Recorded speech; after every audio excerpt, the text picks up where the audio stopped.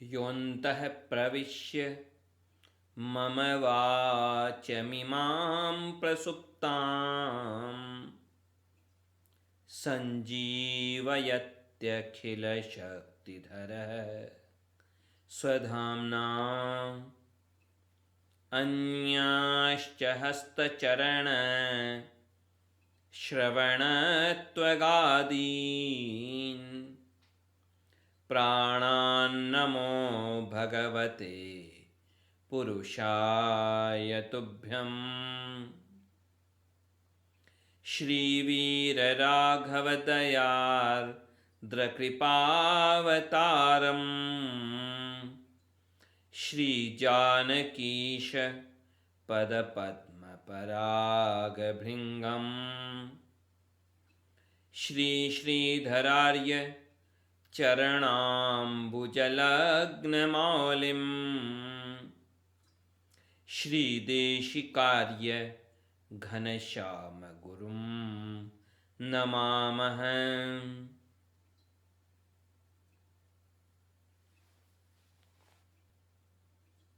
परम पद सोपान का चिंतन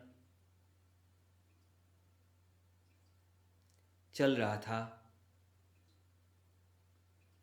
क्यों आवश्यक है, क्या महत्व है इस परम पद सोपान का,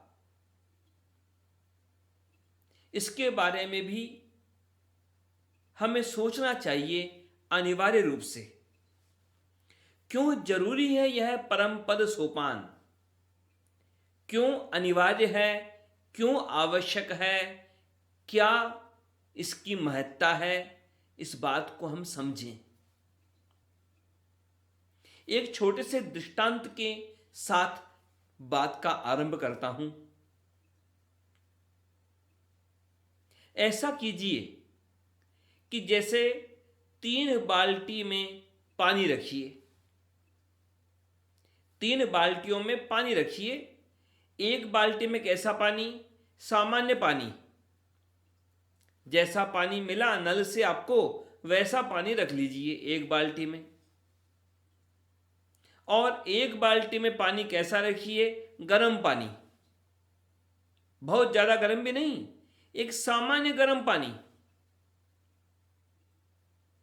सामान्य गर्म यानी गीजर से गर्म किया या चूल्हे पर रख करके किसी बर्तन को वहां पानी गर्म किया, उस पानी को डाल दिया बाल्टी में। और तीसरी बाल्टी में पानी कैसा हो कि पानी में थोड़ी बर्फ डाल दो ताकि पानी ठंडा हो जाए। और अब प्रयोग करके देखिए। एक हाथ रखिए उस ठंडे पानी की बाल्टी में और दूसरा हाथ रखिए उस गर्म पानी वाली बाल्टी में। एक हाथ किसमें? एक हाथ रखिए गर्म पानी वाली बाल्टी में और दूसरा हाथ ठंडे पानी वाली बाल्टी में। दोनों में रखिए हाथ, एक एक हाथ दोनों बाल्टियों में। एक हाथ रहेगा ठंडे पानी में, दूसरा हाथ रहेगा गर्म पानी में। और अब उन दोनों हाथों को निकाल करके एक साथ कौन सी बाल्टी में रखिए? जिस बाल्टी में सामान्य पानी है उस पानी में रखिए हाथ। अब वह सामान्य पानी वाली जो बाल्टी है, सामान्य पानी है, सामान्य ताप का पानी है, जैसा कमरे का तापमान है उतना गर्म वह पानी, सामान्य बिल्कुल। लेकिन उस बाल्टी में जब दोनों हाथ रखोगे तो एक हाथ कहेगा कि यह पानी गर्म है, दूसरा हाथ कहेगा यह पानी ठंडा है। जो हाथ आया था गर्म पानी की बाल्टी में से, उसे लगेगा कि यह पानी ठंडा है। और जो हाथ आया था ठंडे पानी की बाल्टी से, उस हाथ को लगेगा यह पानी गर्म है। पानी तो एक ही है, एक ही पानी है, लेकिन दोनों हाथ अलग अलग परिणाम बता रहे हैं, दोनों हाथ अलग अलग बात कह रहे हैं। क्यों? क्योंकि जो जिस परिस्थिति से आया, जहां से ये दोनों हाथ आए, वो अपना अपना जो उनका अनुपात है उस अनुपात में बात बता रहे हैं। जो ठंडे पानी में से आया उसे यह पानी गर्म लग रहा है, जो गर्म पानी में से आया उसे यह ठंडा लग रहा है। ऐसी हालत है इस संसार में अधिकतर लोगों की भी, बल्कि सब लोगों की। जो लोग किसी उच्च लोक से आए, किसी ऊंचे लोकों से आए, स्वर्ग से आए या उसके भी ऊपर कोई लोक है, वैकुंठ तक पहुंचा हुआ तो लौटता नहीं है कोई। वैकुंठ तक पहुंचा हुआ तो कोई लौटता नहीं है, लेकिन उसके पहले की जो भी ऊंचे लोक हैं, भूर्भुवः स्वः महः जनः तपः, तो उन लोकों तक गया हुआ कोई व्यक्ति वहां से यदि इस मृत्यु लोक में आया तो उसे क्या लगेगा? उसे यहां पर कुछ अच्छा नहीं लगेगा, उसे यहां संतोष नहीं मिलेगा, उसे यहां चैन नहीं मिलेगा। वह हमेशा या कई बार बेचैन रहेगा कि कैसे मैं यहां से ऊपर उठूं और भगवान के लोक तक पहुंचूं। और जो नीचे के लोकों से आया, अतल वितल सुतल तलातल रसातल नरक, जो इन लोकों से आया, नीचे के लोकों से आया, तो वह धरती पर बड़ा पसंद लगता है। उसको तो बस धन मिल गया, नाम मिल गया, प्रतिष्ठा मिल गई, बस वह खुश है, वह संतुष्ट है। उसको कोई बेचैनी नहीं है। उसको बेचैनी होती भी है तो किस बात की होती है? कि धन कम इकट्ठा कर पाया, कि नाम कम हो पाया। उसको सारी की सारी भूख संसार की ही रहती है। संसार की इच्छाएं उसकी पूरी होती रहें, उसका मन संतुष्ट है, तृप्त है। तो संसार तो एक ही है, लेकिन एक ही संसार में कई लोग एक ही परिस्थिति को प्राप्त करके भी संतुष्ट रहते हैं, प्रसन्न रहते हैं, खुश रहते हैं। और वहीं कई लोग बेचैन रहते हैं। क्यों रहते हैं बेचैन? क्योंकि वे भगवान के उच्च लोक तक पहुंचना चाहते हैं। समझिए हम इस बात को, ये बड़ी गहरी बात है, ये सामान्य बात नहीं है। इस संसार में यदि किसी ने वास्तव में बेचैनी का अनुभव कर लिया, वास्तव में जिसने समस्या का अनुभव कर लिया, कौन सी समस्या? अपनी वास्तविक समस्या, अपने स्वरूप के ज्ञान, भगवान से दूरी, भगवान की प्राप्ति कैसे हो, इसकी बेचैनी, जिसने इसका अनुभव कर लिया, धन्य है वह। उस बेचैनी का अनुभव करने वाला धन्य है। और जो केवल संसार की दौड़ में, अंधी दौड़ में उलझा हुआ संतुष्ट है, उसका जीवन तो व्यर्थ है। कबीरदास जी कहते हैं, बिल्कुल छोटी सी बात, बिल्कुल संक्षिप्त बात, समझने वाला सब कुछ समझ जाए और न समझने वाला कुछ नहीं समझा।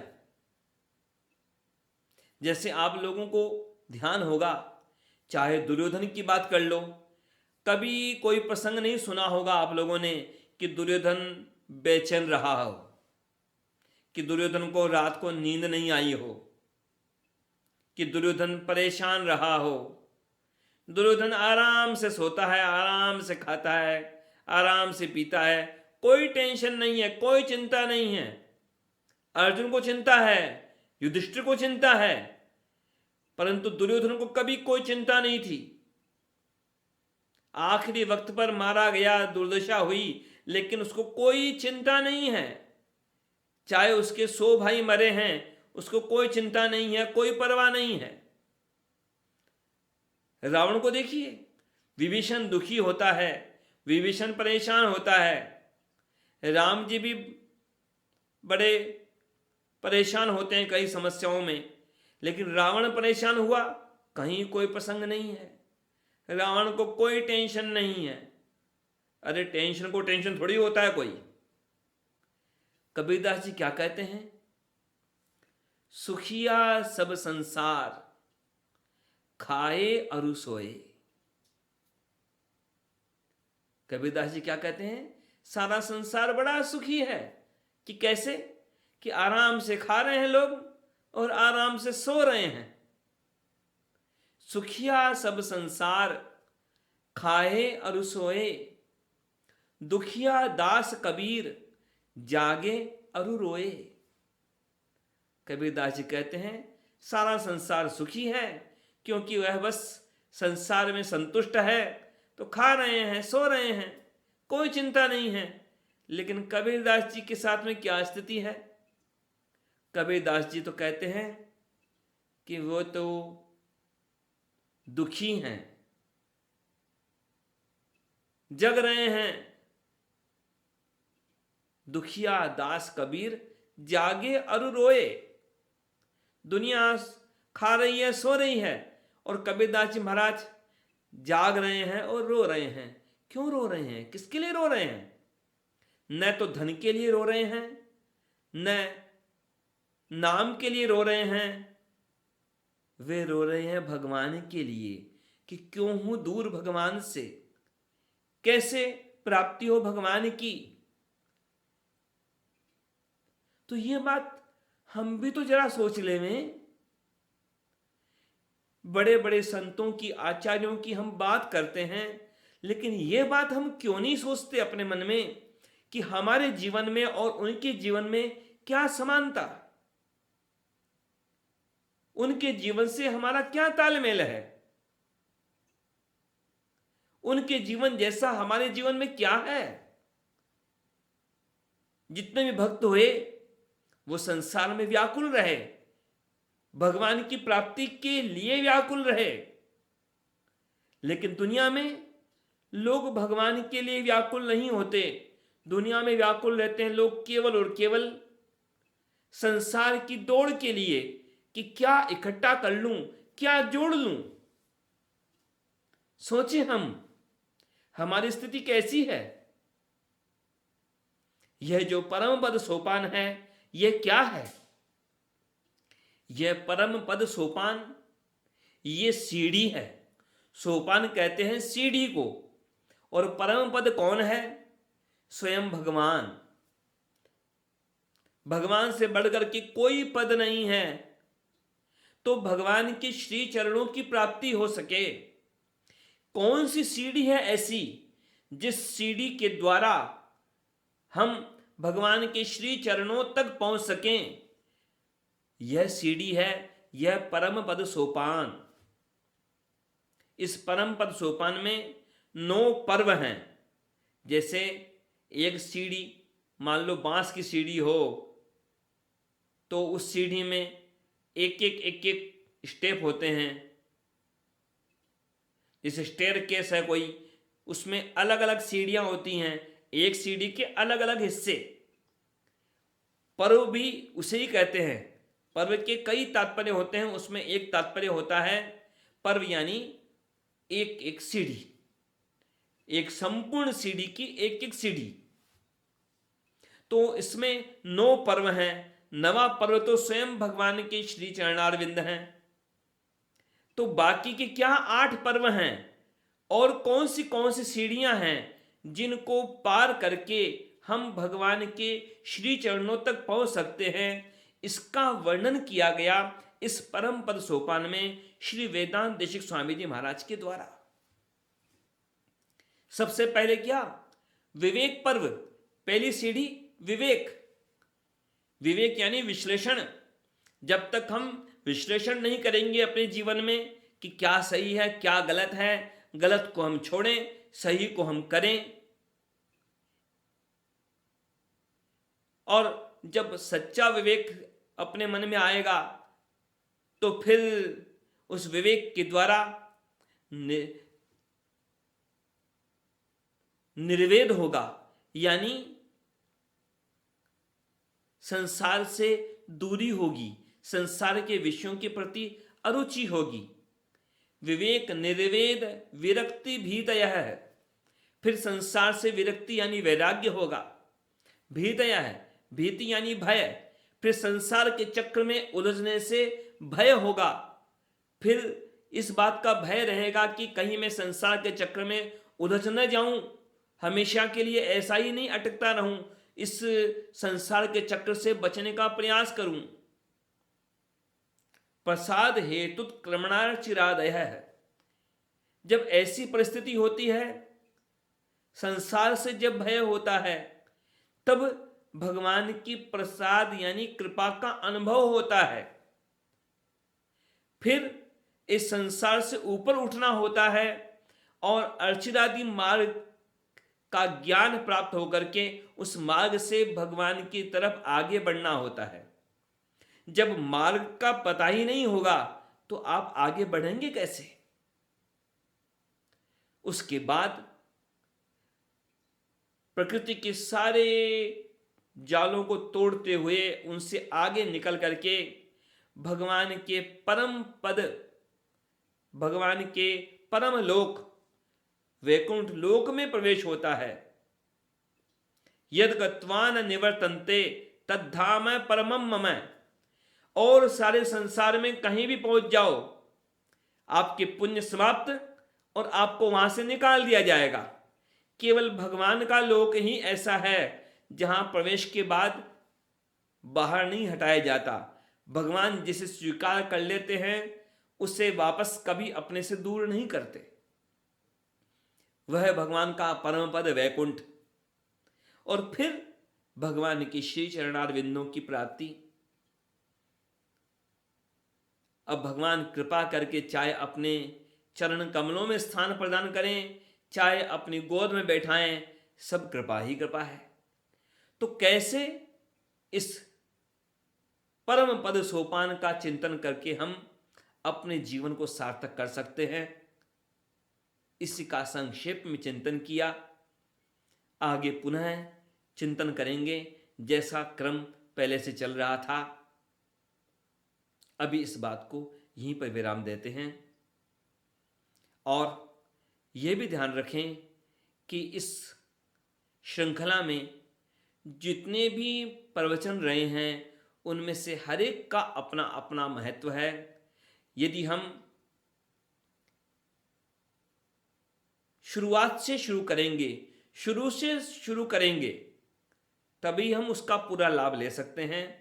इसलिए इनमें से हर एक प्रवचन का चिंतन हमें अवश्य करना चाहिए, किसी अन्य के लिए नहीं, अपने आप के लिए।